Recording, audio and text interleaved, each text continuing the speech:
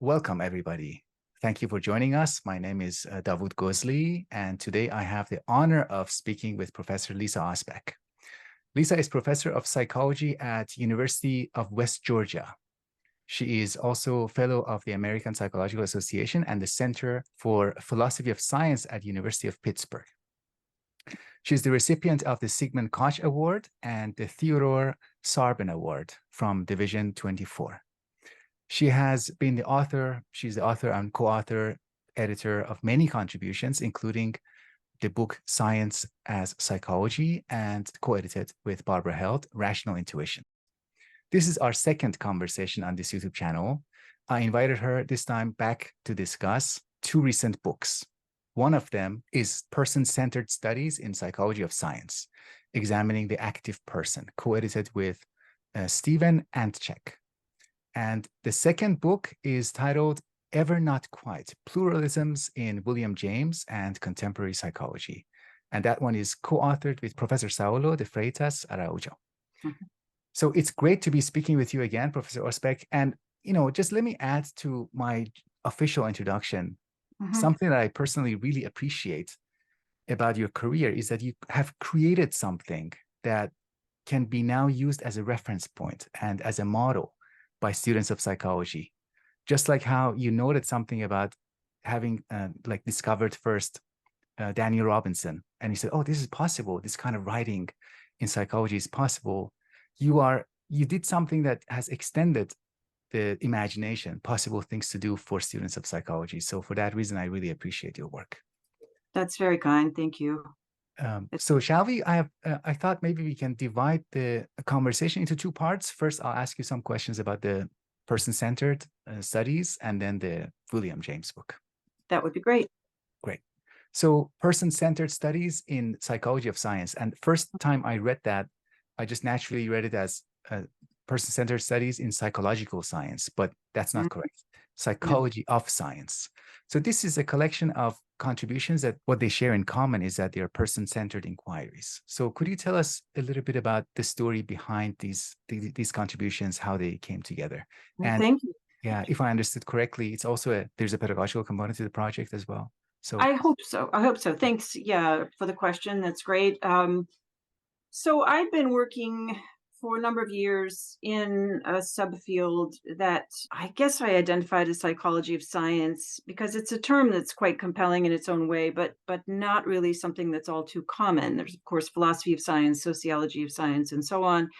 And earlier in the 20th century, there were a number of studies with the label psychology of science, and then others, including Greg Feist and Dean Keith Simonton, have brought back the category psychology of science and have done excellent things with it. But it's, in my view, a category that should be understood quite broadly. Different kinds of contributions, including qualitative contributions, might be made to a psychological understanding of science in all its complexity, the complexity of psychology and the complexity of science.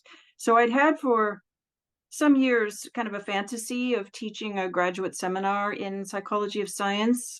And I ended up a couple of years ago with a number of students interested in it. So it was good timing. Mm-hmm. And their assignment was to pick a scientist that they felt some personal connection with for whatever reason, and then refer to that scientist throughout the course. When we covered different topics, different content areas like sociology of science, cognitive studies of science, and so forth.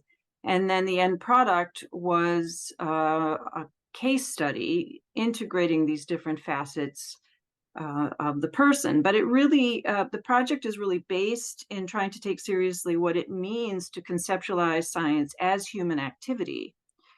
And so, of course, it includes reflection on the nature of persons, right? And especially how we might understand the personal contribution, for example, the values, the commitments, the goals of a scientist without falling back on a kind of great man theory of science, where we reduce it to the genius of some cognizer, right? But account for the social, the cultural complexity of the work, but also find a way to include like the particular skills, the abilities, the imagination of the scientists. So it was a heavy load. They had a difficult task, but the end product was so impressive to me. I wanted to do something with them more than just put them in a file as class projects. So, I put together a little proposal, and Stephen Antczak, who's a really skilled editor and also a PhD student, agreed to help me in the editorial work.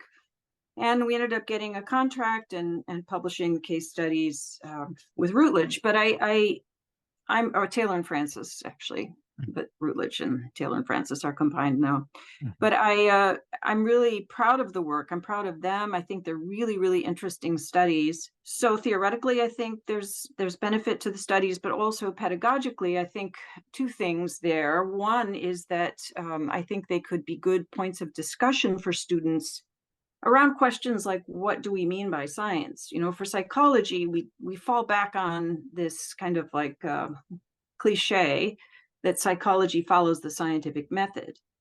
So I think having case studies of this kind that are very complex, right, that show the different dimensions that go into the conditions that make it possible for scientific discovery to occur, the different forms of scientific discovery, science as activism, which is the theme of some of the chapters. These call into question what science is, what a scientist is. And so I think, they're just really great for kind of pushing back at that mantra a little bit. So let's say psychology is a science. What do we really mean by that? What can that mean? And does it mean that it isn't human activity? Well, of course it doesn't. So if it's human activity, then what, right? What are the responsibilities associated with that, moral and otherwise? Right. So that's the basic idea. And then I thought it could also be, maybe a source of inspiration. I won't say a model necessarily, but a source of inspiration for students to do their own case studies of this kind. So, those are really the pedagogical features, I think. And, to aid that, we have discussion questions that follow each chapter related to the case study at hand. And it's a very different approach compared to, let's say, writing a book called The Handbook of Doing This Type of Research, in which you provide recipes. This actually here you have provided examples, and then a method if somebody's interested in that, they could in their mind or in their writings formalize a kind of method. That's right. Exactly so. Okay. And something else I really appreciate about this type of project is, I think, as a side effect at least, it combats a view of human beings that is somewhat cynical, that views humans as, at the end of the day, what we are about is survival and reproduction, that kind of image of a person. To think of science as something that is essentially human, as something that is rooted in human capacities, goes against that cynical view.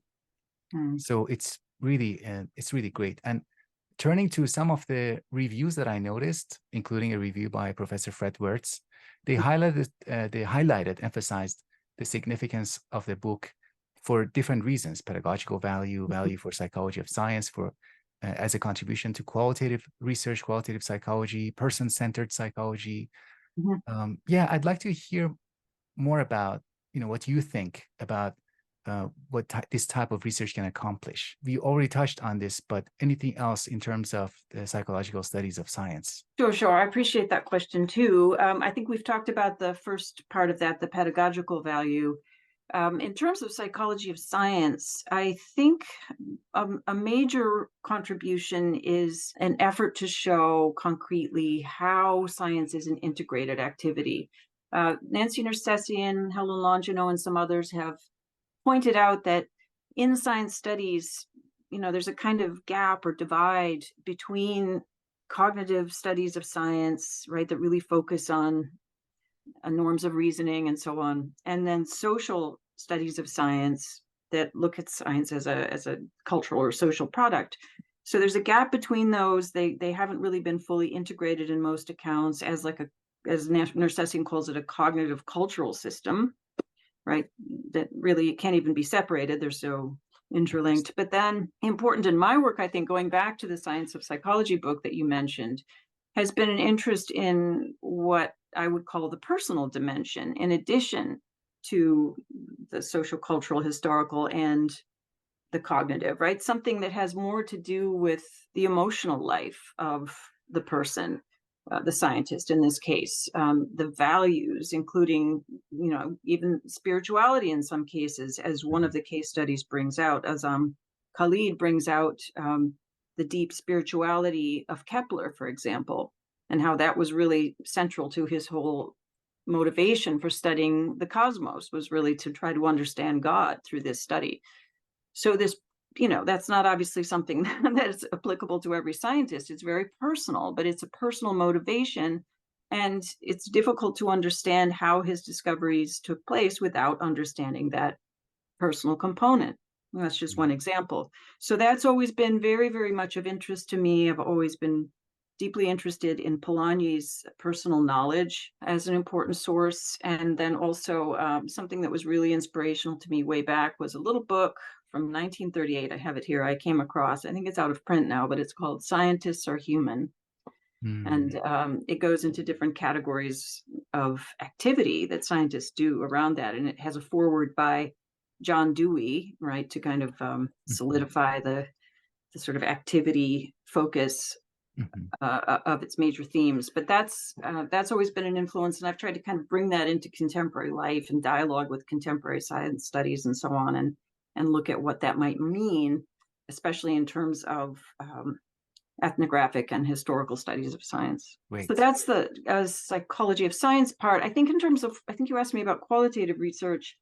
I think there the contribution might be to show that qualitative studies, and by that I would include, this kind of case study work or historical analysis of various kinds, that can also target cognition. I mean, I think too often we think of qualitative research as just focusing on social interaction, right, or personal experience, but not more sort of cognitive or rational activity so much. So trying to show how qualitative methods are also necessary for that kind of understanding was another, maybe, I don't know if it was a concrete goal or explicit goal, but maybe something that came out of the work, at least I hope. I also wanted to ask you about did you provide any selection criteria to the writers of the chapters? Like, because there's a wide range of scientists to choose from, and people who might be inspired by this project, they might wonder, what kind of scientist should I choose if I want to understand? Should they be, for example, an eccentric individual? Should they have made groundbreaking discoveries, contributions? And for this, considering the lens, the perspective of somebody who's interested in psychology of science, what kind of individuals would be good candidates to choose?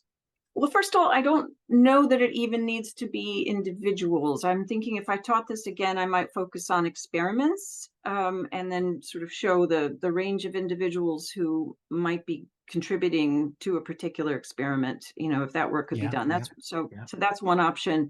But if one is going to focus on particular scientists, I think it's important to keep it pretty wide open. I mean, I might have veto power if somebody seemed really inappropriate, but I don't even really know what grounds, I would establish to make such a decision. I really wanted it to be a personal choice, and in fact, for each of the case studies, I asked the students to write a little personal preamble, we called it, in which the students, described their reason for that selection and their own kind of interest in that scientist. And I think they did a really nice job with that. So I wanted to make the point too that the analysis itself is a personal activity to a large extent, right? It reflects the values, the commitments, to some extent, the skill set of the person doing the analysis as well as the scientist. Yeah. When you mentioned that they don't have to necessarily be individuals, I thought maybe they could also be groups of researchers. That are working together very closely. Definitely. And that starts to look a little bit more like ethnography, like an ethnographic study of a laboratory, for example. But there's no reason it couldn't be done. And I know it has been done well in relation to scientific experiments as well. Ram Hare wrote a book on great scientific experiments, for example. So that kind of work has, has a precedent, but I think it's also very useful for students to do that. Maybe there's a reason that people who are, interested in psychology of science, that are very working together very closely. Yeah. Maybe there's a reason that people who are interested in psychology of science, that are very working together very closely. Maybe there's a reason that people who are eccentric might end up being chosen because they are less agreeable and they're maybe less collaborative. You're less likely to be not dissolved, but blended into a group. So their unique contribution might be easier to pinpoint, and their life as an individual, because they tend to isolate themselves and go their own way. Yeah. It's possible they might be more inclined to independent thinking. But one of the things I asked the students to bring out in any case were both sort of like macro and micro level social processes, we could say, like in the sense of family influences on the smaller scale, right? And mentors and colleagues at the time and students. And then, you know, broader cultural, institutional, structural factors at the, you know, higher level. So I think for any scientist, even if they're very, you know, sort of irascible and individualistic, I think, you know, those kinds of things can be analyzed. It may be that certain ones have, you know, more of a kind of like provocative or interesting aura about them, and maybe that leads to those being chosen more easily. But, you know, I think it's really more the activity of doing the analysis that's important rather than the particular scientist. Did you detect maybe in the contributors thinking any like risk of the so-called psychologizing science, reducing a scientific discovery or scientific way of thinking to just a personality, or because they were this type of thinker, you know, they ended up proposing this? Yes, I mean, it's difficult, but the whole point was to give an integrated account, which, you know, includes the forms of reasoning. So I think the students did a really good job of bringing out, you know, the reasoning, which of course adheres to certain norms. Right. But also I think it's a very important point that no matter how good the idea is, it has to be tested, it has to be validated, right? And there are processes involved that go beyond the personality of the brightest person in the world. So it's right. you know. Yeah. If it can be recognized by other people, then if you're already kind of overcoming that risk of psychologizing or just being psychology. And also the world has to Yeah, has to respond in the predicted ways, right? that's right. That's right. Yeah. So before moving on to the other book, anything else that we didn't touch on about the general implications for students who are studying, who might be reading this book, interested in reading it, and maybe professional scientific community? Not really. I did want to mention just that my colleague Ron Miller did a really nice job of offering some summative commentary at Right. the end of the book. That's Yeah. also, I think, a benefit of the book is seeing his insights. He's kind of uniquely positioned to do that, in that he has a background, as I understand it, both in humanistic existential psychology and kind of analytic philosophy of science. So he brought out some themes which, you know, were I think pretty enlightening and kind of surprises to me. And he brings out really, you know, he kind of ends with an emphasis on the moral dimension of science, which fits perfectly into the conception of science as a person centered sort of activity, right? Okay, let's turn to Ever Not Quite. Pluralism or pluralisms in William James and contemporary psychology. Since we just talked about the person-centered studies of science, I was wondering how maybe your own approach to William James was informed by a person-centered style of investigation, how that applied to your studying of William James. A wonderful question.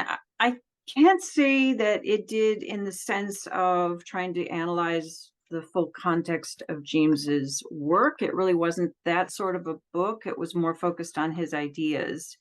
That would be a wonderful study. And, you know, of course, biographies of James, and there are many great examples, do a good job of that. We were really trying to focus on pluralism. But that said, James himself really exemplifies and contributes to what we might call a person-centered view of science, right? Or of anything. And you know, there are a number of places where, you know, we can point to that.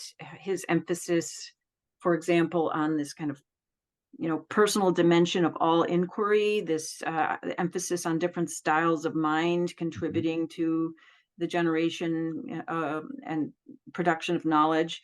And I just have one brief example, if I could just read it from the Sentiment of Rationality. This is just to kind of emphasize his own approach here. He starts out, what is the task which philosophers set themselves to perform, and why do they philosophize at all? He says, it's basically it's the desire to attain a conception of the frame of things which shall on the whole be more rational than that somewhat chaotic view which everyone by nature carries about with him under his hat. But then he says, suppose this rational conception is attained, how is the philosopher to recognize it for what it is and not let it slip through ignorance? And he says, the only answer can be that he will recognize its rationality as he recognizes everything else by certain subjective marks with which it will affect him. What are the marks? And he says, a strong feeling of ease, peace, and rest is one of them.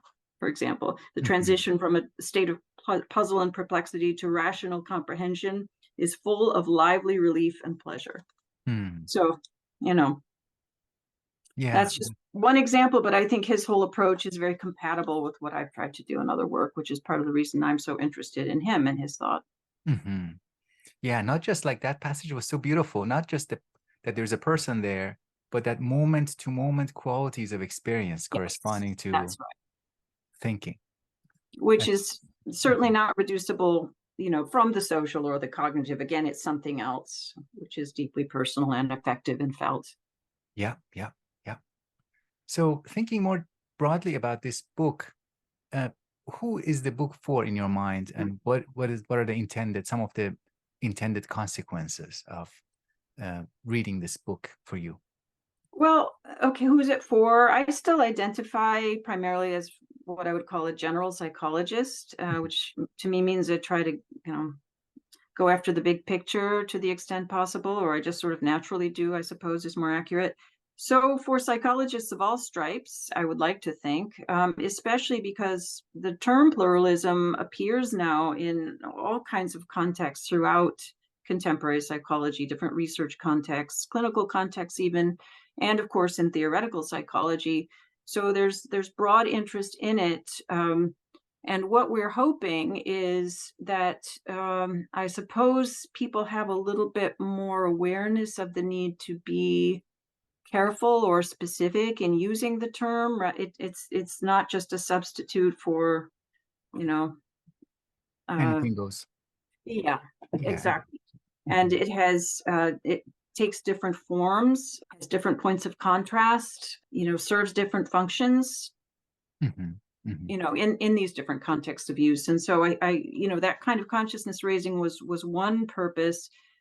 We also wanted to show the contemporary relevance of James, I think, in a more fine-grained way. I think we found that people often pay lip service to the importance of James without really delving into his scholarship, and especially to different phases of his scholarship too deeply, right? Or too, what's the word really? Too critically, maybe, and critical in the sense of, comparing things that maybe don't cohere that well with one another, right? That they're a little bit inconsistent in James. He's brilliant, his language is beautiful, but he's not always all that clear. So I think showing the attention to James or showing the relevance of James through careful attention, but also to show that James himself didn't really just mean one thing by pluralism. So, we have to be careful even in saying like James's conception of pluralism, because that itself is quite complex and shows variations over time. And there are ambiguities in it. And there are ambiguities, exactly. Yeah. Similar to his use of pragmatism even, which That's right. made Charles Sanders Peirce upset initially. Exactly. He said, no, from now on, I'm going to use pragmatism to dissociate myself. Yeah, I have a good friend who likes to make this distinction between, every time an approach or method that was originally good and constructive, it can become lazy. So he likes to say there's, like, in this case, we can talk about a lazy pluralism and a rigorous pluralism. And a lazy pluralism is maybe an approach to it that uses as an excuse to not engage with certain modes of thinking or like, yeah, it's just my view and it's as valid as anything else. Yes, right. So it's, yeah, okay. So the value of really understanding what this concept means and its consequences. And Yeah, go ahead, please. oh, no, sorry. Just maybe using that or using James's writing on it too to think through, some of the shortcomings, maybe, or some of the challenges, I should say, in relation to contemporary formulations of pluralism. Yeah. So what were some of the challenges in this project? I know it took a few years to complete the book. It did. It always did. a good sign. Well, Saulo is really a James scholar, so I really learned a lot myself about James by working with him.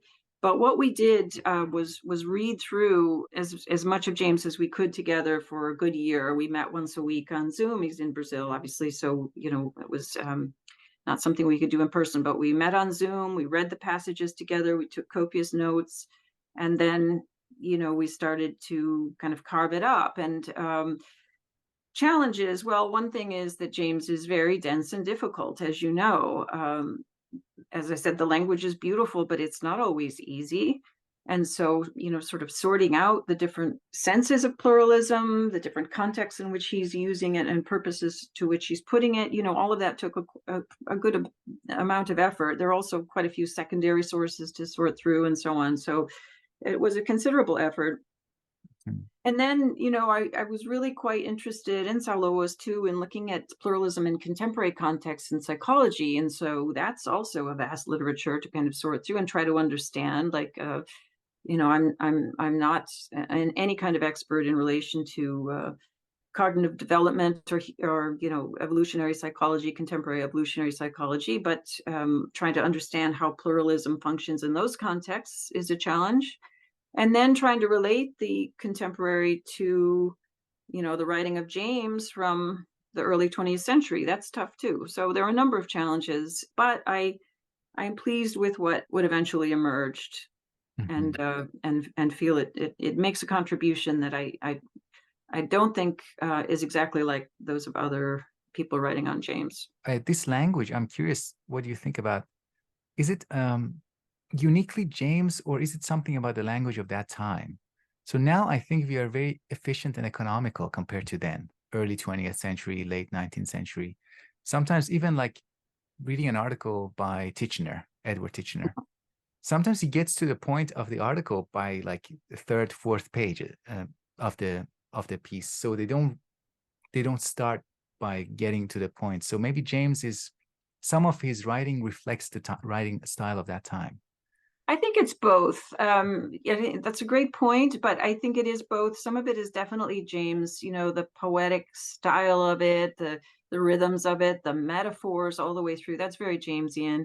I think if you compare it to Dewey, for example, similar kinds of themes, similar time period, but Dewey is much more sort of, systematic in his presentation of even very complex ideas by comparison to James. So some of it is time, some of it is, the fact that people were much more inclined to write long letters by hand to each other and not to be engaging in forms of entertainment that we do now, right? It's yeah, exactly. So their facility with language, I think, is really impressive by comparison to our own. Absolutely. So I'm also curious to hear about some of your findings, some things that surprised you maybe about treatment of pluralism, both then and now in different fields of psychology. Okay, sure. We can get to it. Okay, I'll get to the contemporary first. I think what surprised me was just how widespread the term is, right? How it's being used in so many different contexts. I wasn't expecting that. I know it was something that theoretical psychologists talk about quite often. I know about methodological pluralism and its discussions, but I didn't really expect to find it in some of the places that we did, and in some of the articles that we did. So that was quite a surprise. In relation to James, I would say probably the thing that impressed me the most was how, I would say, the ultimate message is moral in tone. right? That the idea that pluralism as a hypothesis, and he really does want us to frame it as a hypothesis rather than, a doctrine in a sense, right? If we take the assumption that the universe is, make the assumption that the universe is pluralistic, but we take that as a hypothesis, what are the fruits of that kind of thinking or that way of conceiving of it? And ultimately, it kind of boils down to what it enables us to do, a grounds for trying to improve the world, to make things better, and a kind of responsibility that goes along with that. I don't think I really realized that before, but it comes out in a number of ways across his writing. So for Mm. me, that was quite surprising. That's very interesting. Something that I heard in what you said was a description of the world, that this pluralism is not just a description of how we are doing, how we humans are doing, the things that we say, how we talk. Like there's plurality in how we talk. Yes, that's maybe trivially true, but that as a description of the world that we live in, a pluralistic universe, Yeah, that is a deeper point. much And more. Yeah. right. And the, do you also combine that and how with the fact that, or with the idea that we live in one world, like there is one world, but that one world is a pluralistic world. That's maybe the challenge of thinking through this topic. Yes, I think that's right. And also the centrality of the idea of perspective or point of view. You might say from one perspective, the world is one, from another, Mhm. it is many, but that in itself introduces plurality, right? Mhm. So, Mhm. Yeah. Okay. Um, I think these were all the questions I wanted to ask you, Professor Osbeck. Anything else that you wanted to mention about the William James book that we didn't touch on? hmm. Um, I should I also suppose mention, sorry, Saulo, Professor Araujo, is also a great Wundt scholar. I also love his he book is on Wilhelm Wundt. Yeah, he's so he's in really general, meticulous great in his historian. scholarship. Yes, great historian, very meticulous in his scholarship and very insightful. So it was really an honor to work with him on this. I will just say, in terms of the approach, we tried to do two things. These are in two separate chapters. The approach to understanding James. We first Mhm, kind of tracked his uses of pluralism across the body of his writings, in part mhm, to show it's not just in the final work, A Pluralistic Universe, but it shows up even in his early essays. And then there are, at least analogous concepts in the Principles and in varieties of religious experience and radical empiricism and so on. mhm. So we tried to just kind of objectively track what pluralism means in each of these contexts. And then we took a more systematic approach and tried to identify different forms of pluralism to kind of classify them a bit and, really focused on three main forms: ontological, epistemological, and ethical, and have a discussion of each of those. So I just wanted to kind of give that as a basic frame Yeah, for the thank you. work on James itself, at least. Yeah, yeah, yeah. Great, great. Thank you so much. My And pleasure. yeah, I hope that people read the book and elevate the standards with which we address these topics, these concepts. And thank you so much for joining me, for your contributions, and hope you continue to have these exchanges, both recorded but also just privately. They're For they're wonderful on my end. So thank you so very much. It's an honor, and appreciate your generous appraisal of the work too, and the great questions. Thank you. Thank you. Thank you.